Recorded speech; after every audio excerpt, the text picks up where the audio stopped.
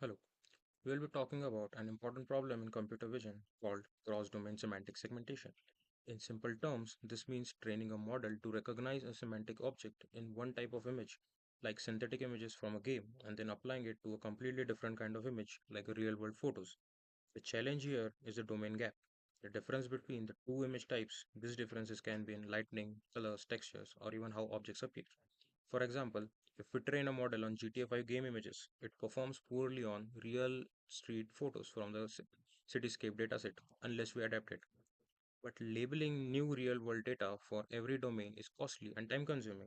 So we use unsupervised domain adaptation or UDA, which helps the model learn from labeled source images and improve performance on unlabeled target images. Our presentation focuses on one such a UDA method, a transformer based architecture called Ediformer, designed to tackle this exact problem. Before we get into the architecture, let's understand why this problem is hard and what makes it challenging to solve. So, what makes this task so difficult? The main goal is to learn domain invariant features. In other words, features that are common across both the source and target domains. If the model only learns features that are specific to the training data, like certain textures or colors, it will struggle when it sees new images with different styles. This leads to misclassified object or even missing detections. For example, a car in synthetic image might have smooth textures or clean edges, but in real world images it could be noisy, occluded, or differently lit. So to overcome this domain shift, researchers use techniques like aligning features at input, feature, and output levels, adversarial learning where the model tries to fool a domain classifier, and self-training where the model uses its own predictions as guidance. Now, the authors of this paper proposed a new transformer architecture called Ediformer. Their key idea is to separate domain specific and domain independent information within the model's attention mechanism. This is a unique approach that helps the model focus on relevant part of images that the common that are common across domains and ignore the parts that vary. With this, I'll now pass it on to the next presenter who will take us through the background literature and how Ediformer compares to earlier methods. Thanks. As the introduction has been given by Tushar, so we'll see the motivation and challenges behind it. The goal is to learn the domain invariant features. So the fundamental goal in cross-domain semantic segmentation is to learn the domain invariant features that enables the model to perform equally well both on the source and the target domains. So this is a crucial challenge in real world applications. So we can take an example of autonomous driving, so where the models train in one environment that should perform well when deployed in different settings. So we see, if we see the example of autonomous driving, the deployed model should perform well in the real world. So in cross-domain settings, we have images from both the source and the target domains. So both that source and the target domain share semantic classes but differ significantly in imaging conditions and also in the appearance. So a difference referred as the domain gap between these both the target and the source domains. Traditional approaches train models using the labeled source domain images, but when these models are applied to the target domain trained on the source domain, the images, their performance often degrades due to the domain gap. So domain invariant features represent the underlying semantic information that remains consistent regardless of the domain specific characteristics. The characteristics we can see like the lighting conditions, weather or camera parameters. So by learning these features like the lighting condition, camera parameters or the weathers, a model can see through the superficial domain specific variations to identify the true semantic content across various domains. So next, like understanding domain shifts and their impacts. So the impacts of domain and shifting of the domain occurs when the visual characteristics of object vary between the training and testing. It means the characteristics differs in source and the target domain or the environments. These shifts manifest through various differences. So we'll see the various differences as the appearance variations, texture and color distributions, object appearance and context. So appearance variations means different lighting condition, dark or weather condition like sunny or rainy, time of the day like day or night. This appearance variations impacts. Second one is texture and color distributions. So synthetic versus real, imaginary, varying sensor characteristics, and in object appearance and context. So how the object appear and relate to their surroundings can differ across domains. So the consequences of domain shifts are severe for semantic segmentation models. So like misclassified object, like model incorrectly labels object due to unfamiliar visual characteristics. For example, a model trained on sun images might misclassify sidewalks as road is rainy condition because the wet appearance changes the texture pattern it has learned. So another one is like missing detection. So model sometimes fails to detect object entirely when their appearance differ from significantly from what was seen during the training. So it will, when it will see the training and actually it will be performing in real world, so may it misdetect the object. This is particularly problematic. So in case of autonomous driving, safety will be in critical application, safety will be a problem. So where missing a, like in autonomous driving, missing a pedestrian could have serious consequences. So these failures occurs because model tends to overfit to source specific characteristics they learn to rely on, like colors, textures and other visual cues that are specific to the source domain but may not transfer to the target domain.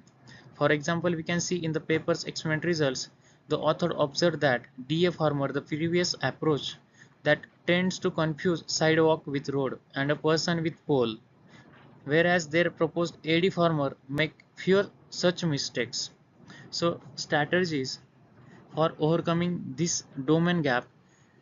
So we have identified some strategies to overcome the domain gap, like feature alignment across domains. So prior approaches have focused on aligning distributions of source and target data at like three various levels, in which first is like input level alignment. So we can adjust the image appearance through technique like style transfer.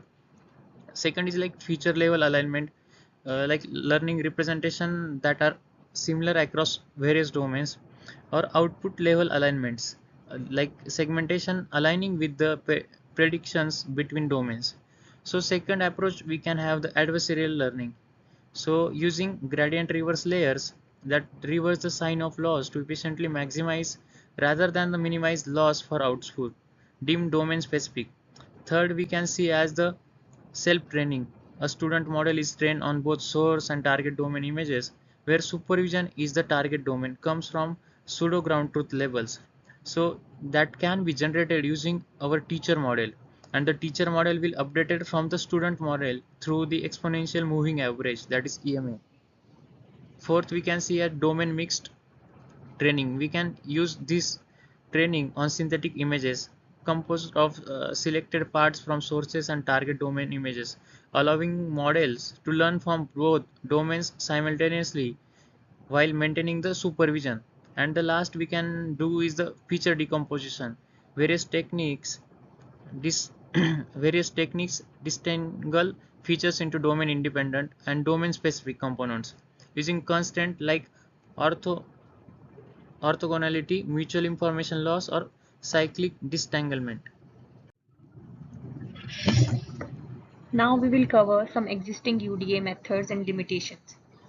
We have seen many CNN-based and heavy encoders which are used in Deep Lab, which are using ResNet 101, which is previously trained on ImageNet dataset.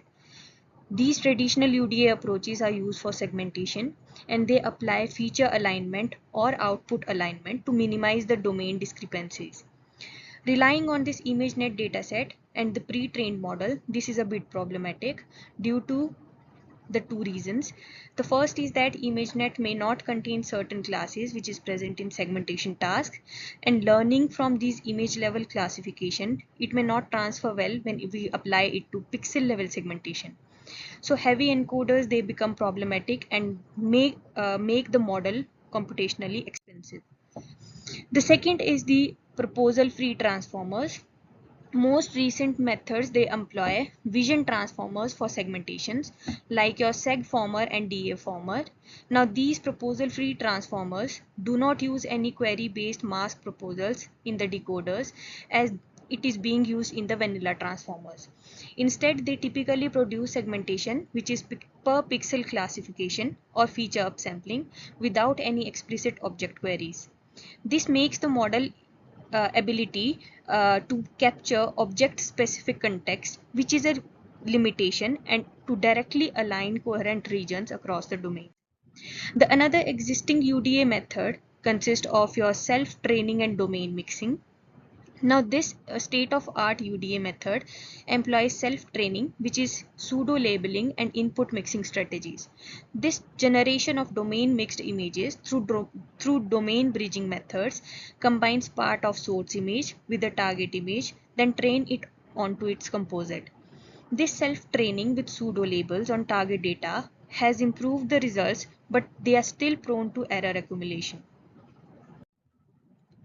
So this is the summarization of all the existing UDA methods and what are the limitations. The prior UDA methods, either they rely on very large encoders and pre-training of them, which mostly involves the ImageNet dataset. The second is the lack of explicit mechanism to separate the domain specific vectors. The third is treating segmentation mask as on per pixel basis without leveraging the proposal based grouping.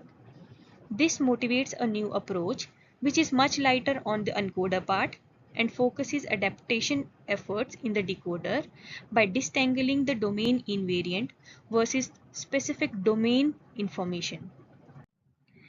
Now we will talk about the attention decomposition, which is AD former explained in this paper. Here authors hypothesize that domain-specific features, which mostly includes the texture and the styles of images, they are what cause a segmentation model to fail when they are focused on target domain. Whereas the domain-independent features, that is your object layouts, the image shapes, they are useful common cues. So if model can be encouraged to focus on domain independent cues and we ignore some domain specific distraction, it would help us to segment target images more accurately as it was previously done. So AD former introduces a novel transformer decoder which decomposes the cross attention into two parts. This pipeline includes the domain independent DI attention and a domain specific which is DS attention as mentioned per the paper. When any query token is being attended to the image features, this AD former, it splits that interaction into two parallel branches, one which would capture the features which is shared across domains, whereas another that would capture the features which is specific to a particular domain. The query tokens primarily learn from the domain invariant aspect of image, thus reducing the negative impact of domain specific variation when such methodology is being used. The DS branch isolates the domain-related feature components so that they do not interfere with the semantic predictions, thus preventing your domain bias. During the training, the AD former uses adversarial learning on the DS branch to ensure the model internal features that can't be easily distinguished, that is source versus target, effectively making the encoded features more domain neutral, which can be seen in further slides in the architecture of AD former. This enforces the decoder to refine queries using mainly domain independent regions, which is addressing the domain gap at feature level only. Now in the below image, on the very left you can see the cross attention, and to the very extreme right we can see the domain independent cross attention. The total cross attention between the query and the image features It can be seen as the sum of both the domain specific component and the domain independent component. Now, by subtracting out the domain specific attention, this AD former obtains attention maps that will highlight structures which are common to both domains, while ignoring the domain specific style. In the above image, we can see the target part and the source part, which are being fed into the AD former, which has encoder and decoder. As the query tokens come in, we mostly focus on four things, that is class, mask, domain, and domain mask. Each of the query is having its own query ID, category, class score, domain, and domain score. Now, domain mixed images consisting of source and target domain parts, we are having every query token which will predict some four different things, that is class, mask, domain, and domain mask. This cross attention of two sample query tokens and the corresponding attention decomposition enables the DI and DS heads in AD format to perform well. The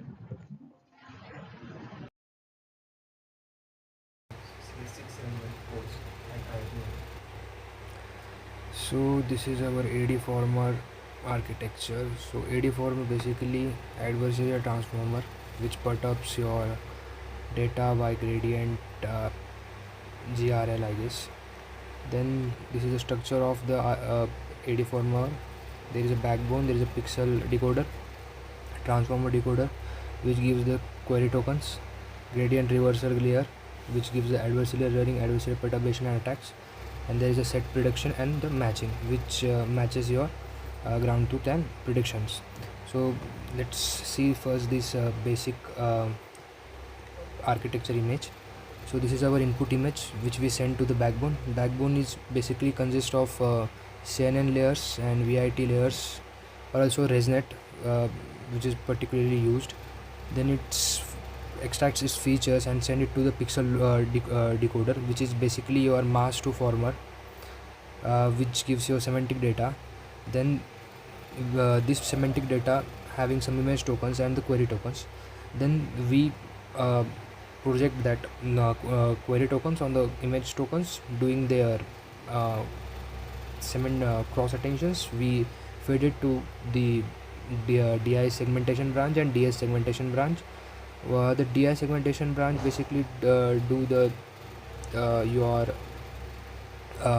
shape and boundary conditions, and while the DS segmentations goes through the GRL, gradient reverse layer, which produces a different kinds of textures lighting in your images, which gives a variety of data to you.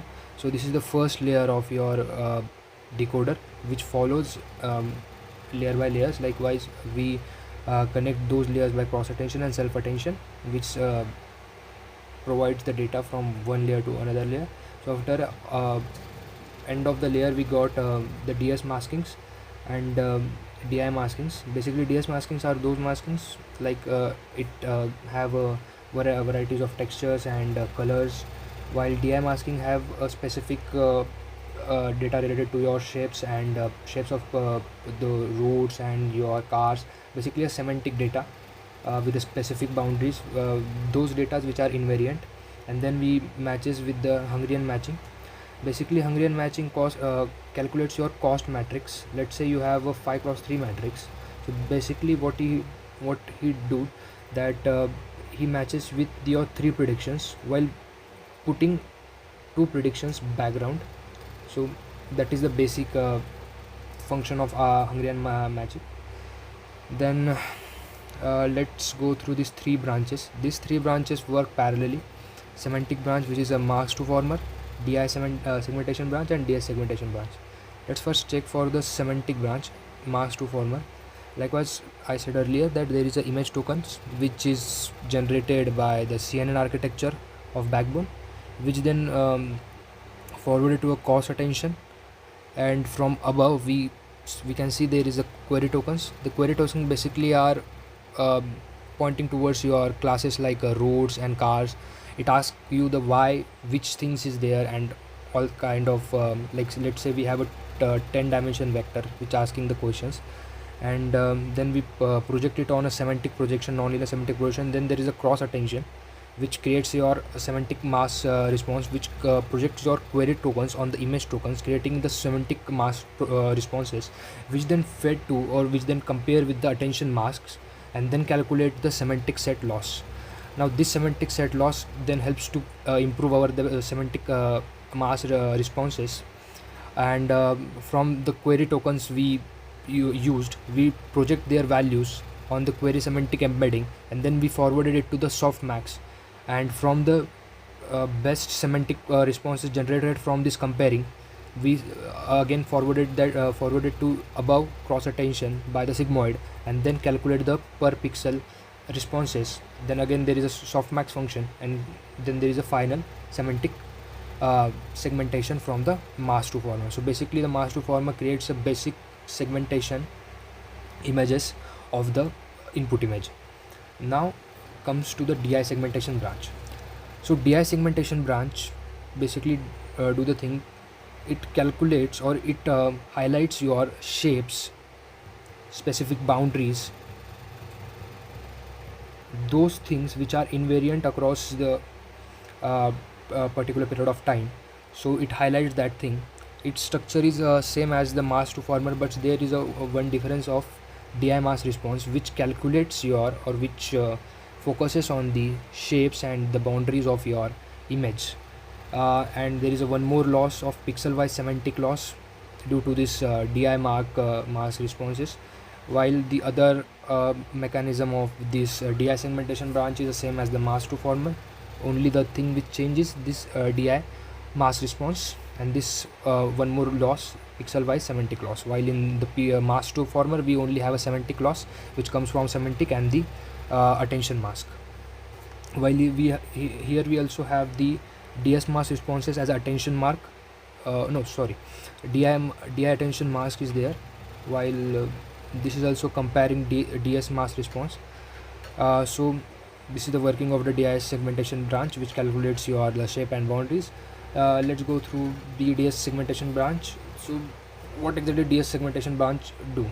So we have different sets of domains in our images, like different sets, like having a same domains which have a different kind of textures, change in colors, or any other uh, changes we see while rendering that image. So this artifacts changes, or artifact changes effectively seen in our image, or effectively have to see in our image, that working part done by the DS segmentation branch. So what the DS segmentation branch actually do, that it applies the gradient reversal layer. Gradient reversal layer is basically calculating the losses of your generated images with your true images, and creating some perturbation in your images, like increasing the texture color, increasing the lightning color, and all the kinds of artifacts effects, which creates a new set of domain or varieties of domain specific images. While you can see we use the multiple times GRL, which creates different kinds of perturbations, and all the other things, or the architecture is same as the DI segmentation branch. The only changes is again the DS mark mass responses, and also here there is a no segmentation there. That's why here there is not a semantic mass response, because we are not segmenting any of the images or boundaries or any proper particular object. We just here making a mask which has a different colors and textures and all. um, so this, and again this has a pixel wise domain loss and domain set loss. So let's move forward. Again, this is the backbone and pixel decoder, which I explained in the initial images. This is CNN, VIT, ResNet, and MIT, and pixel decoder as a mask to former and all. Pixel decoder small segmentations produces, and that head produces the per pixel features, which is a transformer to attend. Transformer decoder queries like which is queries like that 100 dimension vector, which is like class and all, and which then sends to the decoders, which is two parallel branches cross attention, same set of query tokens. One DI branch is for semantic, DS branch is for cross attached or domain specific features. And then that semantic branch predicts the class versus mask, while domain specific branch predicts the source and target, specifically domain mask and domain target. Then there is a gradient reversal layer, like in DS branch we creates a perturbations and increasing the values of their textures and all, which creates a varieties of data. Robust learning is there. So this gradient reversal layer do. Then there is a set prediction matching, that Hungarian matching, what he does, like DI branch prediction semantic class and mask, while the DS is branch is domain specific labels and mask. Okay, so loss computed match pair including the standard semantic losses, which is from DI, and the domain specific from DS branch. Then there is self training. Now to make more robust our architecture and to help more varieties of data, we can use the domain mixed branch, which means we can use at a training time as a source images, also some of the true label or ground true label images, sorry, target images, having the pseudo weights, because we yet not know what exactly the weights of that target image had. So that's why we use the pseudo weights to surrogates their weights, and to mapping it with the source image and combining it to make the varieties of data. Then there is the again same the thing is key the thing is there is a quadruple predictions, like class mask, which is the semantic. There is a domain and domain mask, which is the domain specific. Okay, so then domain specific mixed branch training objective: AD for a mixed branch match the composite ground truth. Losses are computed both branch standard segmentation loss for a class and adversarial. By training this kind of data sets, we get a self-training framework. That means your model more relies on itself, and producing the if there is any perturbation in your while rendering any image and all, it can handle itself and gives good results and all. So that's all. Hello everyone, my name is Bhavesh Kapil. In this slide, we discuss about the dataset. The dataset used to evaluate AD former. The purpose of this evaluation is to test the model's robustness under realistic domain shifts, where source and target data differ significantly in terms of appearance, weather, lighting, and realism. So GTA 5 dataset.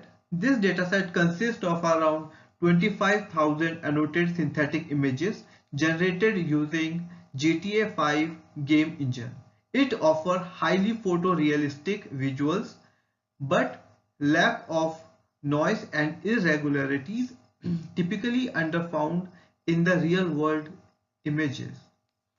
Scenes in the dataset includes urban roads, vehicle, buildings, that making us relevant for city-based semantic segmentation task. Cynthia dataset, which include 9,400 annotated synthetic images, is designed to capture a wide variety of season, weather condition, and camera perspective. Compared to GTA 5, it has lower resolution and simpler texture, but introduces a greater domain diversity, making it a valuable testbed for generalization performance under the diverse condition. Together, these datasets serves a strong synthetic benchmark, enabling us to evaluate how well AD performer adapt from synthetic domain to the real world city space data. Now here we discuss about the target domain and specific domain shift. The target domain for all over the evaluation in the city space dataset. It includes 2,907 images as we discussed earlier. Now the central challenge in this task is that models trained on synthetic dataset often struggle to generalize where applied to real-world scenarios. This is due to the number of domain gaps, including differences in the texture, color distribution, object representation, lighting, and weather condition. AD Former directly addressed these challenges by enhancing domain invariance in the feature representation and improving adaptation to the target domain. So in this slide, we define the metric used to evaluate the former AD former on the target domain images, specifically the city space dataset under cross-domain segmentation setting. We use intersection over union to measure the overlap between predict and ground truth segmentation mask for each class. To summarize the performance across all the classes, we compute mean IOU, which is simply the average IOU over all semantic classes. The benchmark evaluation settings, we evaluate AD Former under two domain adaptation scenario, GTA 5 to city space. The mean IOU is computed over 19 semantic classes. Cynthia to city space evaluation is based on 16 common semantic classes shared under two datasets. This metric provides a reliable way to assess how well AD Former generalize from synthetic domain to real-world scenes. In this slide, we describe the architecture foundation of AD Former and how it is implemented and structured for semantic segmentation. AD Former is built on top of Mask 2 Former, a modern transformer segmentation framework. It is implemented using Open MMLab segmentation toolkit, which provide a highly modular and scalable architecture suitable for segmentation tasks. This allows for efficient experimentation and easy integration of new components. The backbone of AD Former is Sweyn's model, which stands for Swain Transformer Small. It is predefined on ImageNet 1K, providing strong initialization based on hierarchical transformer structure and uses shifted window attention, which enables better local global feature modeling, modeling with reduced computational cost. Sweetness is a lightweight yet powerful choice for dense prediction tasks like semantic segmentation. So AD Former architecture based on two main components, encoder and transformer decoder. The encoder is responsible for extracting dense image features. It consists of 6 layers and convert the input images into a sequence of tokens. The transformer decoder starts with the mandatory layer 0, which performs initial token refinement. It is followed by 6 additional decoder layers, making a total of 7 layers. Each layer performs cross attention between the image tokens and learnable query tokens used for segmentation. This architecture built on the strong foundation and lightweight design enables AD Former to balance performance and efficiency, especially in the cross-domain task. So in the highlights the efficient balance of model complexity and performance, and custom decoder design enable attention decomposition, and it domain independent branch, domain specific branch with GRL for adversarial training. In this part, we focus on the understanding of the individual cumulative impact of the architecture modification and design choice. Now we will further proceed to the comparative perspective why AD Former wins over other models.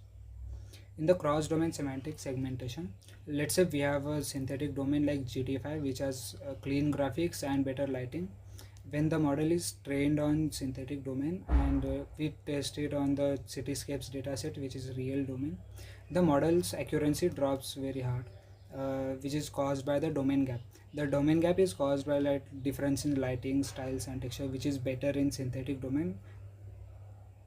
Now, comparing models, first comes CNN based, which is not proposal based. It is purely convolution, not attention based. It has less parameters and accuracy is very low, like 45% mean intersection over unions. Then there comes AD Farmer, which is proposal free, self-attained model, has higher parameters and decent accuracy of 68 above. Then there comes AD Farmer model, which is proposal based and DIDS attention type. Parameters are less than DA Farmer and has better accuracy than DA Farmer. Let's see it visually. So in the first image, like we can see there are poles in the input image and the DA Farmer doesn't recognizes them, but the AD Farmer recognizes them correctly. Then second, there are false positives, like here there's no side wave, but the DA formula gives false positive of side wave. And AD formula on the other hand, AD formula predicts it correctly. Then the question comes, why AD formula performs better? First, domain independent versus domain specific attention decomposition, which focuses more on the object shape than its design. Second, there's adversarial training via GRL. GRL, gradient reversal layer. It aligns domains distribution effectively by making the model invariant. Then third point, self-training with domain mixed images, where the model, what it does, it just pastes both the synthetic dataset image and real image and labels them as real and pseudo and trained on both at once, which enhances the model robustness and accuracy. So that's what makes the AD format smaller, smarter, and more accurate. Thank you. Hello, I am Atharva, and now let's conclude the topic on AD format, a new approach to domain adaptation in semantic segmentation. So now we have a question. What makes AD format so special? It splits attention in transformer into two parts, domain independent and domain specific components. This lets the model focus on what's common across domains and what's unique to each domain, which is a really smart method. By combining this new architecture with self-training on mixed images, AD-Farmer achieves state-of-the-art performance. It uses data augmentation to show the models both source and target domains at the same time, which really helps it adapt better. Now let's look at some results in further slides. They have tested AD-Farmer against DA-Farmer on the Cityscape datasets in two scenarios, GTA2 Cityscapes and Cynthia2 Cityscapes. In GTA2 Cityscapes, dear farmer often mixes up sidewalk with roads and person with poles in validation images. AD Farmer, though, makes fewer of these mistakes, showing it's getting better at getting the details right. Similarly, in Cynthia 2 Cityscapes, dear farmer has a higher false positive rates, like calling a road a sidewalk, while AD Farmer is more accurate. These results prove AD Farmer approach to handling domain difference works really well. Let's dive into some results with these validation images from cityscapes, starting with GTA2 cityscapes. This slide has three rows, each with four columns: the input image, AD Farmer's output, DA Farmer's output, and the ground truth. In row 1, the input image shows a city street with cars and sidewalks. AD Farmer's output marks the road mostly purple with some green vegetation, and DA Farmer's output looks pretty similar. Both are very close to ground truth, which shows they are both doing pretty good here. In row 2, we have another street scene. AD Farmer marks the road purple with green for vegetation, matching the ground truth really well. But DA Farmer adds more pink on the road, confusing it with a sidewalk, which isn't correct. Row 3 shows a narrower street with people walking and a car.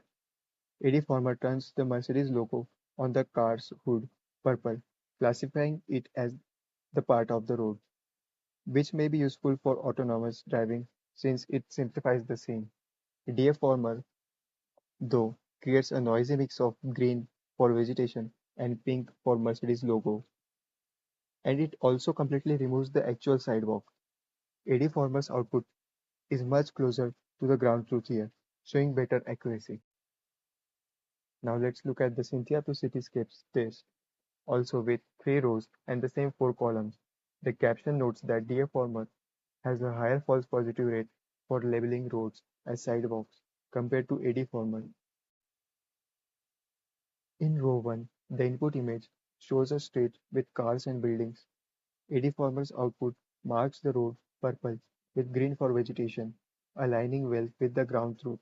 Deformer, though, adds too much pink, mistaking parts of the road for a sidewalk. Both models slightly mistake some road pavement for sidewalk, but Deformer still does a better job at specifying the road correctly. Row 2 has a similar scene with trees and a road. Deformer keeps the road purple, matching the ground truth, while Deformer again shows too much pink on the road, confusing it with a sidewalk. In row 3, we have a street with houses and greenery. Deformer gets the road and objects right, keeping the road purple and greenery green, while Deformer incorrectly marks parts of the road as a sidewalk in pink. This result shows how Deformer's attention mechanism reduces errors, which is super important for practical uses like autonomous driving. Let's talk about where Deformer can go next. The research shows that explicitly modeling what's common versus what's different between domains really helps when adapting transformers for segmentation. Combining self-training on different images with Deformer's new architecture gives top-notch results, which tells us that data augmentation is still the key to showing the model both domains at once. One exciting direction is to take this attention decomposition idea and apply it to other tasks like instance segmentation or object detection in cross-domain scenarios. For example, we could use it to improve object detection in self-driving cars, helping them adapt from synthetic data to real-world states more effectively. This approach opens up a lot of possibilities for making domain adaptation stronger and more versatile in future. Now let's look at more ways to build on AD success. One idea is to explore smarter ways to find domain invariant features, like automatically learning which features channels are specific to a domain versus shared across domains, and then applying the attention split there. We can also scale up the AD former to tackle bigger domain gaps, such as adapting from synthetic to real-world data in more diversity, or combine it with other techniques like style transfer to boost performance even more. The promising results of AD former shows that focusing on where and how domain differences shows in the model, especially in cross attention, is a really strong strategy for domain adaptation in semantic segmentation. This gives us a solid foundation to keep pushing the boundaries of what's possible. Thank you for watching our presentation. We are Group 49 from CS-671 course at IIT Mandi, and we hope you found our insights on AD Farmer valuable. Once again, thanks for taking the time to view our video. We really appreciate it.